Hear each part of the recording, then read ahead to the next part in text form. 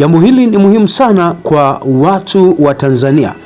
Nitaenda kusoma katika kitabu cha Danieli sura ile ya 4 mstari wa 28. Biblia inasema, hayo yote yakampata mfalme Nebukadneza baada ya miezi 12. Alikuwa akitembea ndani ya jumba la kifalme katika Babeli. Mfalme akasema, mji huu si ndio ule mji huu Babeli mkubwa nilioujenga mimi uwe kao langu la kifalme kwa uweza wangu, nguvu zangu, ili uwe utukufu wa enzi yangu? Hata neno lile lilipokuwa katika kinywa cha mfalme, sauti ilikuja kutoka mbinguni ikisema, Ye mfalme Nebukadneza, maneno haya unaambiwa wewe. Ufalme huu umeondoka kwako, nawe utafukuzwa mbali na wanadamu, na makao yako yatakuwa pamoja na wanyama wa kondeni. Utakula, utalishwa majani kama ng'ombe, na nyakati 7 zitapita juu yako, hata utakapojua ya kuwa aliye juu ndiye aliyemiliki katika ufalme wa wanadamu, naye humpa amtakaye awaye yeyote. Saa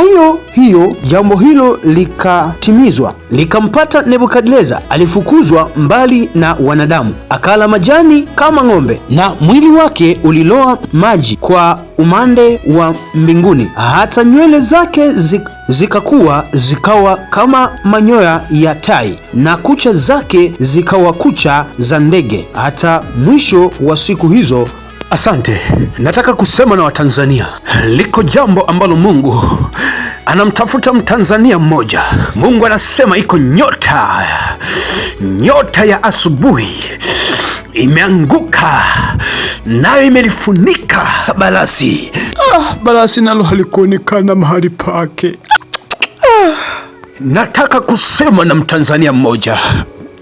Mungu anasema wakati ule alikuwa na watazama wa Tanzania kama zilikuwa ni nyakati za ujinga, lakini sasa amemtuma malaika mmoja, naye amekwenda kuangusha ufalme mmoja.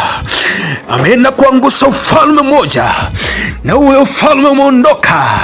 Huo ufalme umeanguka chini. Huo ufalme umeanguka Tanzania. Hiyo mamlaka imeanguka Tanzania. Hiyo mamlaka imeanguka Tanzania.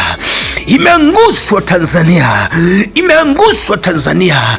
Ni nani awezaye kuisimamisha? Nani atakayesimamisha Tanzania? Nani atakayesimamisha Tanzania? Mtumishi wa Mungu ambaye unanisikia, kemea ushoga, kemea ulawiti, kemea ubakaji, kemea dhambi, kemea vitendo vya rushwa, kemea vitendo vya utekaji. Tanzania imeanguka. Mtumishi, usinyamaze kimya.